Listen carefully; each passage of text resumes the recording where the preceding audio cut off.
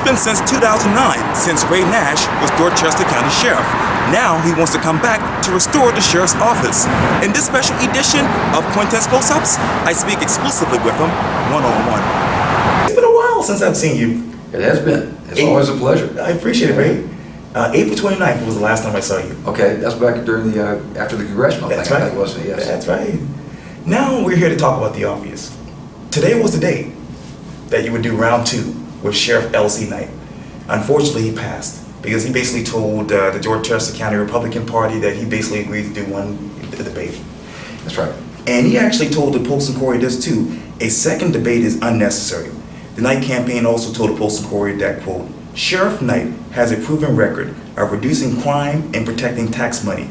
His opponent failed on those issues with Dorchester County. Another debate will not change those facts. So when you think of the issues that are facing Dorchester County and the Sheriff's Office, what goes through your mind? Well, first of all, it's a shame that he denied the voters of Dorchester County the opportunity to hear us debate again. A second debate would have been wonderful. We only reached a limited audience with the first debate, and there were certainly many other issues that we could have gotten into had we had the time. So I find it rather offensive that he as a public servant, is going to deny the taxpayers the opportunity to hear from him firsthand what he plans to do with the county and to hear him defend his record. The interesting thing about this race, Quintin, is we both have records. We both have records that can be looked at by the voters. Right. We've both served in that office. Right. And so I'm standing on my record, and it appears that he's running from his. So that's the first thing. Secondly, I think there's 2 primary issues. There's a lot of issues, but there's 2 primary issues that are motivating me to get into this race and to come back into public service, come out of retirement to serve again. First is the large number of homicides that we've seen in Dorchester County. 2015 was the deadliest year in Dorchester County's history. We are now, if you look at our per capita homicide rate, Right. rates adjusted for population, our homicide rate in Dorchester County is twice that of the state average. And South Carolina, for the last couple of decades, has been one of the most violent states in America. So Dorchester County now has that distinction. Double the homicide rate of the most violent state in America. So that was the first thing that got my attention. Secondly was the morale of the deputies. Dozens and dozens of deputies, current and former, have reached out to me, not just a handful of disgruntled employees, Right. we all get that, Yeah. but I mean large numbers, and as well as law enforcement officers that work for other agencies in the area, because cops always talk to each other, Right. so they know what's going on in Dorchester County. And what I'm hearing over and over and over again is that it's a hostile, toxic work environment. The deputies aren't appreciated. They don't feel supported by leadership.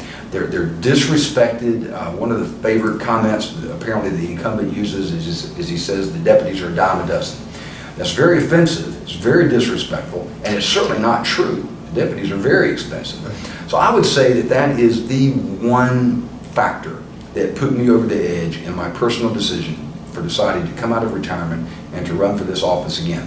The reason that crime is going up so much, particularly the violent crime, the homicide rate, is because the incumbent sheriff has dismantled virtually all of the crime fighting strategies that I put in place. And now we're paying the price. The citizens are paying the price.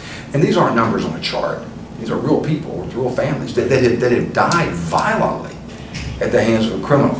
Now, no sheriff can prevent all homicides. We understand that. There are some that are unpreventable. But the crime-fighting strategies of your chief law enforcement executive do matter.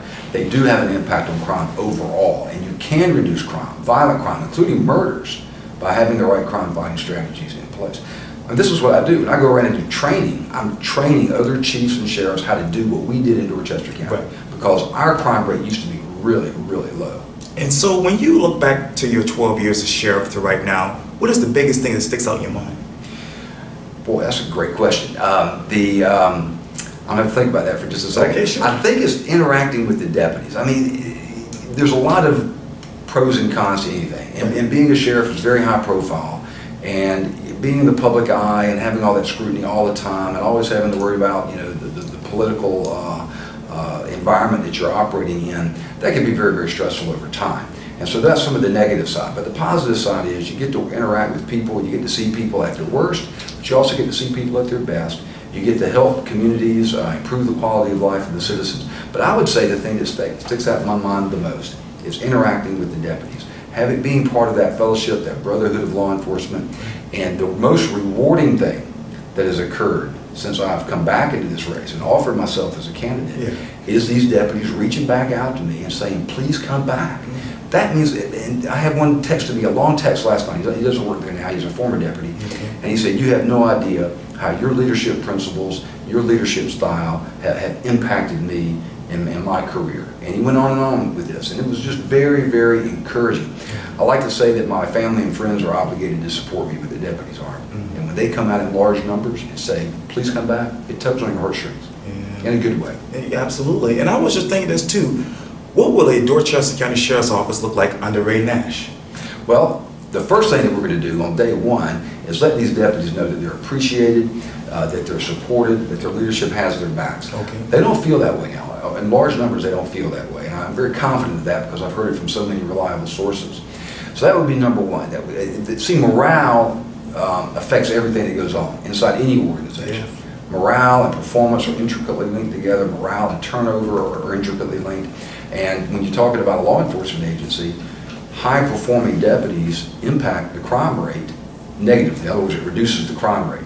And the opposite is also true. Demoralized, demotivated deputies are going to allow the criminals the opportunity to operate and do their dirty deeds. So that's the first thing that we want to do, is improve the internal morale, the internal relationships that's going on inside the agency. Then we want to move out into the communities, particularly these crime-ridden, troubled communities, these neighborhoods that really and truly the criminals are ruling the streets through fear and intimidation. The good people have either already moved out or they've kind of gone underground. Right. And there's really 4 factors that allow criminals to operate in a neighborhood like that: fear, apathy, tolerance for crime, and mistrust of the police. And that last one's a big one, particularly now. Mistrust of the police is at an all-time high, particularly in neighborhoods like I'm describing. Sure. So we call them criminal strongholds. So Okay. the first thing we want to do is target these criminal strongholds, rebuild the trust-based relationships that we once had there, and work coactively with the community to reduce the fear, the apathy, the tolerance, and the mistrust of police. That's critical to fighting crime. So that's your overall crime-fighting strategy.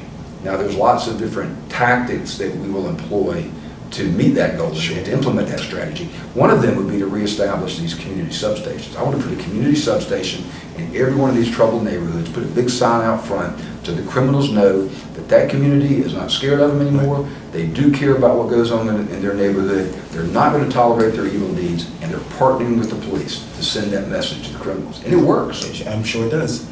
And we all have known you for many, many decades. But for those people who are just now tuning into this race, who is Ray Nash, the person?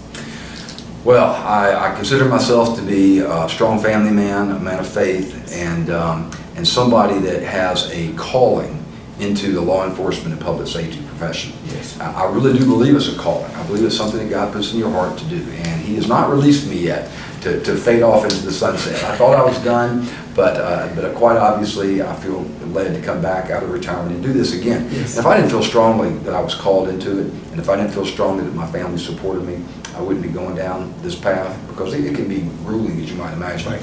So that's what I'm looking forward to. I'm looking forward to getting back in the saddle, serving the citizens of Dorchester County once again, making the county safe, supporting the deputies, and seeing the morale of these officers and their families that sacrifice so much to make everybody else safe.